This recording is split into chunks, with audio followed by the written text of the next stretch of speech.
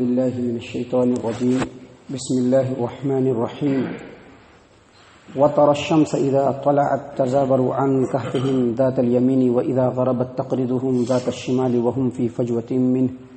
ذلك من آيات الله من يهدي الله فهو المهتد ومن يضلل فلن تجد له وليا مرشدا وتحسبهم أيقاظا وهم رقود ونقلبهم ذات اليمين وذات الشمال وكلبهم باسط ذراعيه بالوصيد لو اطلعت عليهم لوليت منهم فرارا ولملئت منهم رعبا۔ محترم سامعین کرام، یہ سورۃ الکہف ہے۔ سورۃ الکہف کا قرآن کریم کے اندر جو آرڈر ہے وہ 18 نمبر کی صورت ہے یہ،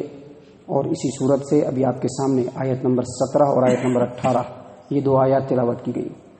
معزز سامعین کرام، سورۃ الکہف اس کا نام الکہف اس لیے ہے کہ اس میں اللہ تبارک و تعالیٰ نے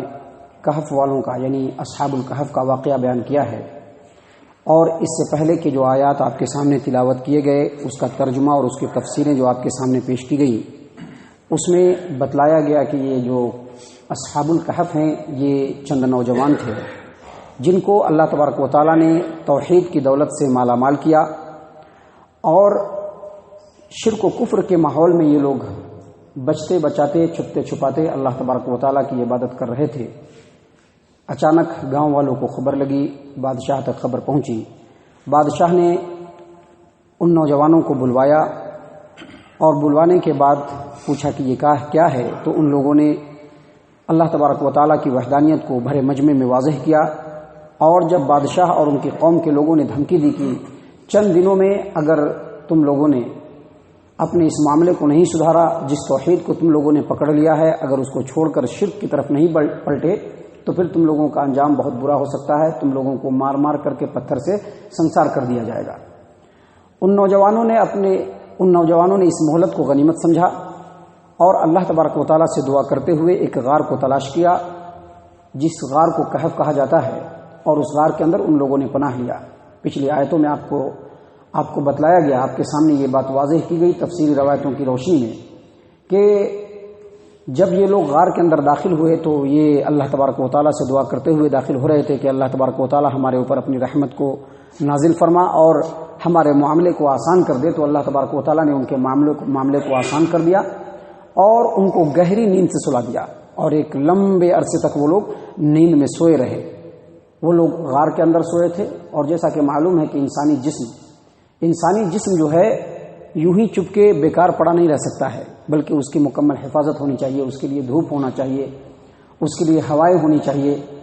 تو اس غار کے اندر اللہ تبارک و تعالیٰ نے یہ تمام انتظامات کر رکھے تھے۔ اللہ تبارک و تعالیٰ اپنی قدرت کاملہ کو اور کس طرح سے ہدایت چاہنے والے بندوں کو ہدایت پر قائم رکھتا ہے،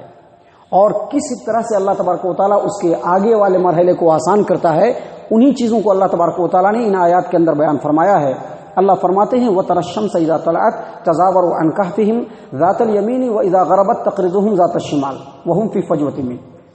یعنی تم جب سورج کو طلوع ہوتے ہوئے دیکھو گے، یعنی اس وقت کی بات کو بیان کیا جا رہا ہے،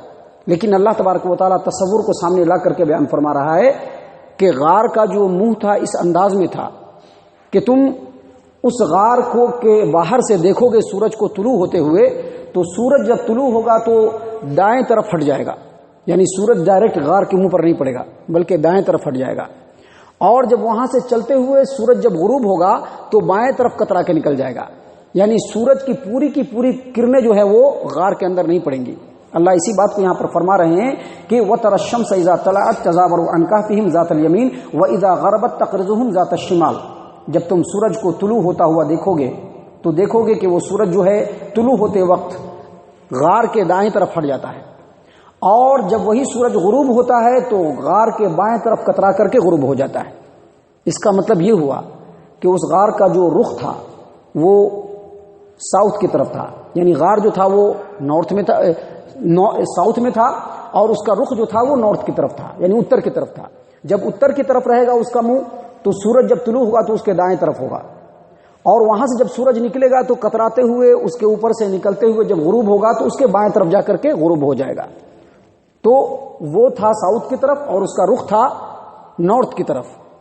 اور مفسرین نے یہ بھی بیان کیا ہے کہ اس غار کے اندر کچھ چھوٹے چھوٹے سوراخ تھے، ایسے سوراخ جس میں انسان داخل نہیں ہو سکتے ہیں، اور وہ سوراخ ہوا کے آنے جانے کے لیے تھا. اور جب سورج طلوع ہوتا تو سورج کی تھوڑی کرنیں وہاں پر پڑتی، جب سورج غروب ہونے لگتا تو اس وقت بھی اس کی کرنیں وہاں پڑتی تھی، اور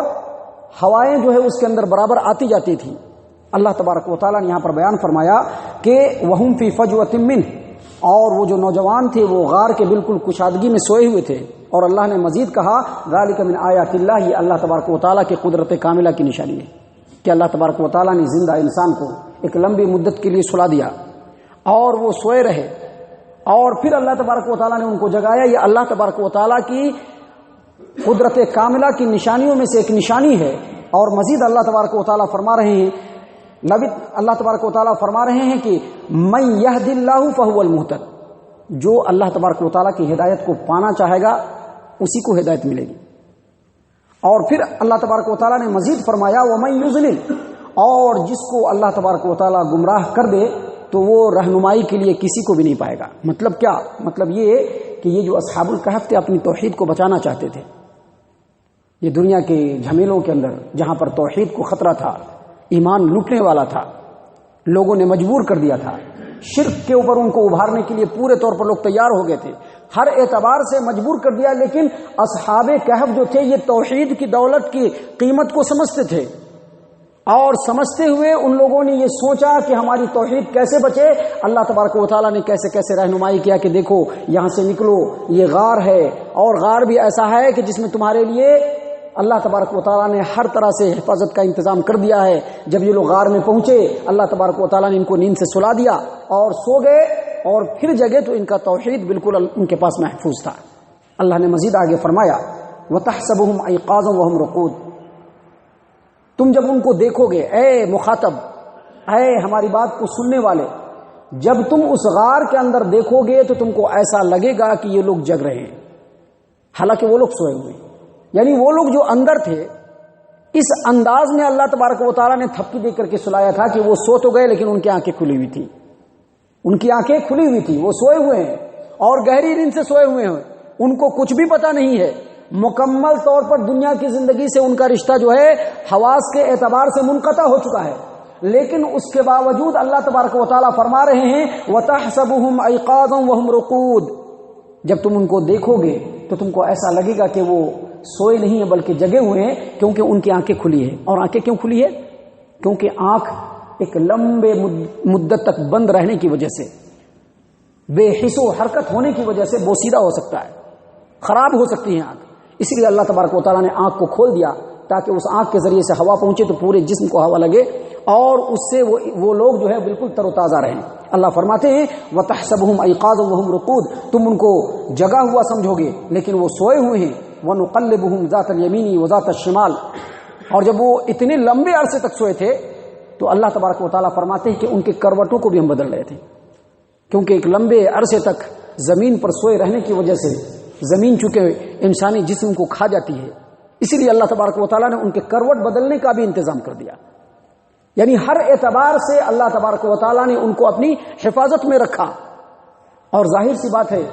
اتنی بڑی بات کو اللہ تبارک و تعالیٰ اپنے کلام کے اندر بیان فرما رہا، یہ کوئی چھوٹی موٹی بات نہیں ہے، بلکہ ان لوگوں کا عزم، ان لوگوں کا حوصلہ، ان لوگوں کا توحید کے اوپر جم جانا اور پورے سماج و معاشرہ کو بائیکاٹ کر دینا یقینی طور پر ان کے اعلیٰ ایمان کی نشانی ہے،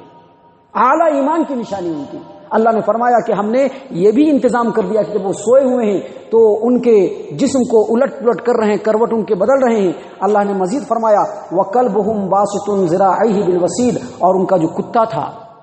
اس غار کے دروازے پر بالکل ایسے بیٹھا ہوا ہے، ایسے بیٹھا جیسے کتا بیٹھتا ہے ویسے ہی غار کے دروازے پر، غار کے دہانے پر بیٹھا ہوا ہے اور اس کی بھی آنکھیں کھلی ہوئی ہیں. اللہ نے مزید آگے فرمایا وہاں پر کے منظر کو کہ اللہ نے کیسے کیسے ان کی حفاظت کا انتظام کیا. اللہ فرما رہے ہیں لَوِ اطَّلَعْتَ عَلَيْهِمْ لَوَلَّيْتَ مِنْهُمْ فِرَارًا وَلَمُلِئْتَ مِنْهُمْ رُعْبًا. یعنی اللہ مخاطب تمام انسانوں کو کر کے کہہ رہے ہیں کہ اگر تم غار کے اس حالت کو دیکھ لو کہ یہ لوگ سوئے ہوئے ہیں اور کتا جو ہے وہ ان کے دہانے پر آ کر کے ہاتھ پھیلا کر کے بیٹھا ہوا ہے، اگر تم دیکھ لو تو تمہارا ڈر کے مارے حالت خراب ہو جائے. یعنی کتے کا بھی آنکھ کھلا ہوا ہے، لوگ جو سوئے ہوئے ہیں لیٹے ہوئے ان کی بھی آنکھیں کھلی ہوئی ہیں، اور جب گزرنے والا گزر رہا ہے تو اس کو ایسا لگ رہا ہے کہ اندر کوئی ڈاکو چھپا ہوا ہے، اور باہر جو ہے وہ کتا پہرے داری کر رہا ہے، اگر قریب گئے تو کتا جو ہے وہ پھاڑ کھائے گا، خوب چلائے گا، اور اندر جو ان کے مالکان ہیں وہ بیٹھے ہوئے ہیں، وہ فوراً جگ جائیں گے، سمجھ میں آ جائے گا ان کو، باہر نکل کر کے حملہ کر دیں گے۔ ایسا خطرناک اور ایسا ہولناک ماحول وہاں پر اللہ تبارک و تعالیٰ نے کریٹ کر دیا تھا کہ اللہ تبارک و تعالیٰ کے ان پیارے بندوں کو کوئی ڈسٹرب بھی نہیں کر سکے، کوئی ڈسٹرب بھی نہیں کر سکے۔ انہی تمام باتوں کو اللہ تبارک و تعالیٰ نے یہاں پر بیان کیا ہے کہ ایسے ایسے اللہ تبارک و تعالیٰ نے ان کی حفاظت کی۔ اور یقینی طور پر ان دونوں آیات کے اندر ہمارے لیے سب سے بڑی نصیحت یہی ہے کہ جو بندہ توحید کے اوپر جم جائے اور توحید کو اپنی زندگی کا سب سے قیمتی سامان سمجھنے لگے، اور توحید کے مقابلے میں کسی بھی طرح کے لچک کو اور اس کے ساتھ وہ کمپرمائز نہ کرے، تو یقینی طور پر اللہ تبارک و تعالیٰ اس کے لیے آگے کا رستہ ہموار کر دیتا ہے۔ کسی بھی طرح کا کوئی معاملہ اس کو نقصان نہیں پہنچا سکتا، اور یہی بات اللہ تبارک و تعالیٰ یہاں پر بتلانا چاہ رہے ہیں۔ آگے اصحاب الکہف کا واقعہ مزید اللہ تبارک و تعالیٰ نے بیان فرمایا ہے،